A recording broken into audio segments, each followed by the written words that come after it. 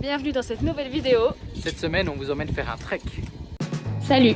Il y a 3 mois, on s'est lancé le défi de faire le tour du monde sans prendre l'avion, ou presque, et nos périples ont commencé en Amérique centrale. Pour suivre nos aventures, rendez-vous chaque dimanche sur notre chaîne YouTube. Mais avant de commencer ce trek, on a fait un petit détour pour aller à la Casa en el Aire, donc la maison dans les airs, qui est un refuge accroché à la montagne. Et pour rejoindre cette maison, on a eu un moyen très original de venir pour traverser la vallée. On a pris une tyrolienne avec tous nos bagages pour arriver dans cet hôtel.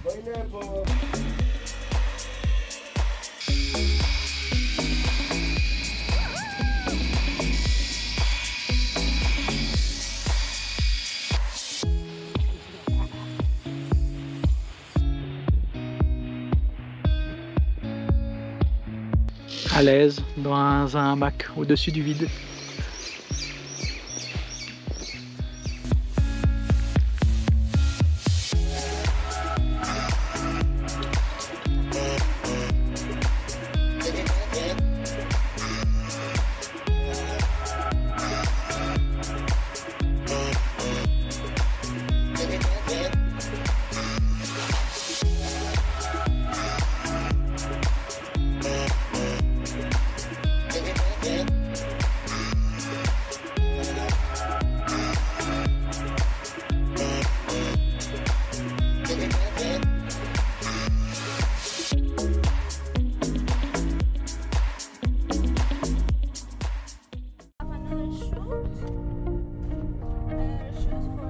Premier jour de marche, on s'est levé à 5 h, on a fait 1 heure de route et là on va prendre le petit déjeuner.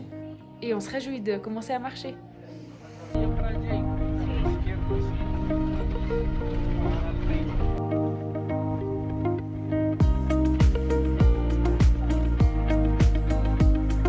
On a démarré notre trek à 3800 mètres d'altitude. On va varier entre 3800 et 4200 mètres ces prochains jours. Et comme vous pouvez le voir, on m'a prêté un magnifique bonnet pour ces prochains jours parce qu'il fait plutôt frais. C'est hyper intéressant de voir que, contrairement à en Suisse, il y a de la végétation même à 4000 mètres. Il y a aussi des fermes, il y a aussi des vaches à cette altitude-là.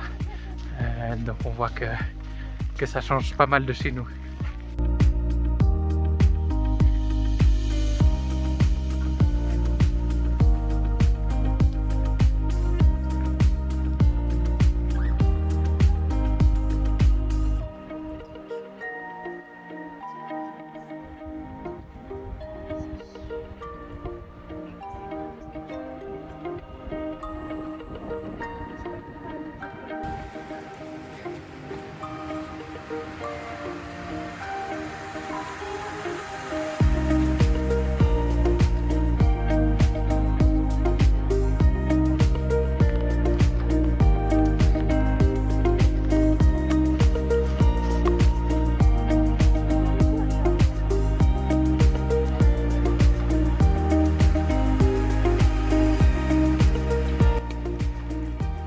Objectif du jour.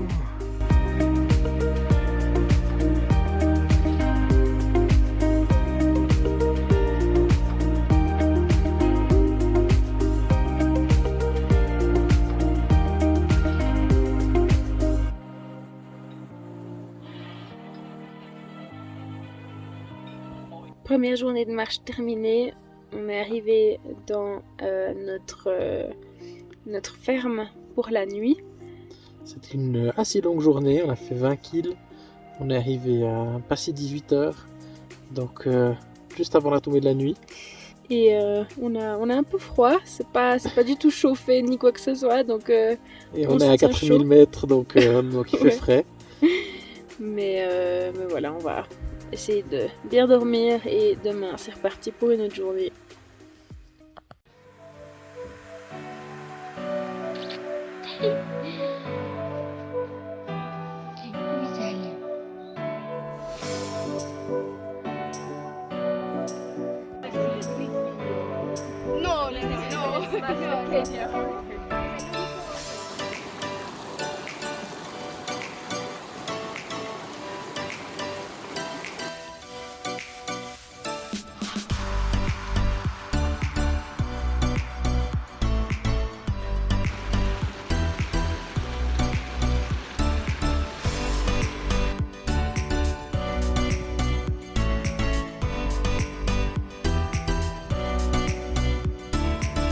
Deuxième jour de marche, on a assez bien dormi, même si on a eu pas mal froid, c'était très dur de sortir du lit. Et puis là, on a déjà fait une grosse montée, on est au sommet de cette journée, au sommet du trek, on est à 4200 mètres. On a eu grand beau ce matin, et puis là, malheureusement, les nuages sont arrivés.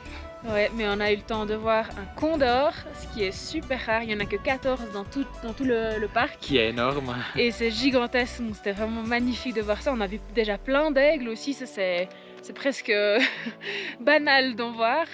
Et puis on va beaucoup mieux niveau mal latitude aujourd'hui. On sent plus rien, enfin on sent qu'on est quand même fatigué à la montée plus que d'habitude. Ouais, le cœur bat un peu plus fort, mais on a pas mal à la tête. Pas de nausée, rien, donc ça fait du bien.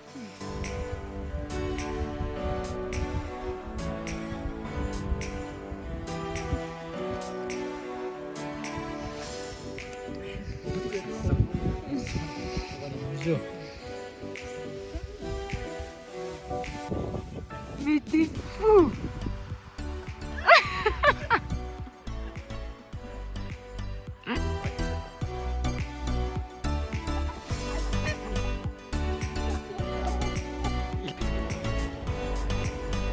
J'espère que je tombe.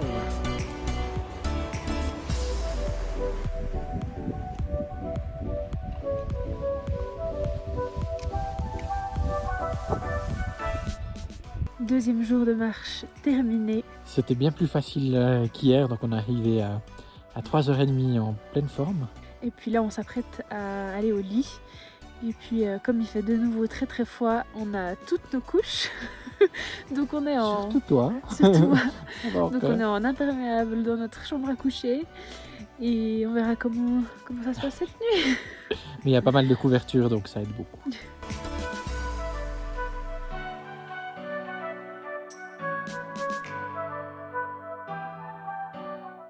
C'est parti pour notre dernier jour de trek. On se réjouit beaucoup d'arriver dans la vallée de Kokora avec ses énormes palmiers. Mais avant ça, il reste à parcourir 12 km. Mais ça c'est mes chaussettes. Non, mes chaussettes.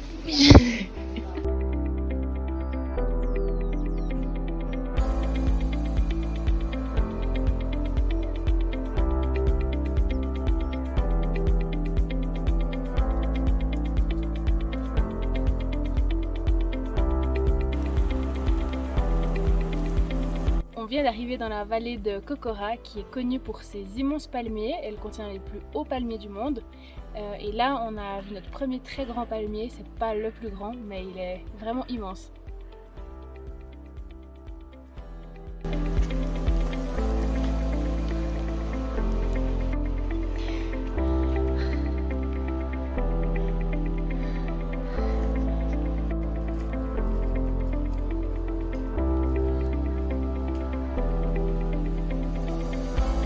On est arrivé dans la vallée de Kokora avec tous ces gigantesques palmiers autour de nous. Ils sont hyper impressionnants, vraiment énormes.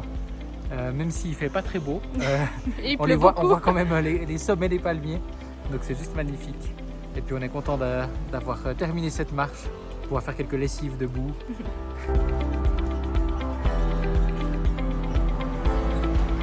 On est maintenant 2 jours après la fin de notre trek. On s'est bien reposé ici à Salento, qui est vraiment un super joli petit village de montagne. Et puis hier, on a fait un tour de café avec dégustation. C'était super intéressant. On a eu plein d'explications sur la manière de cultiver, récolter, torréfier le café. C'était super intéressant. On en a déjà fait plein de ces tours, mais à chaque fois, il y a toujours des éléments qu'on apprend pour la première fois.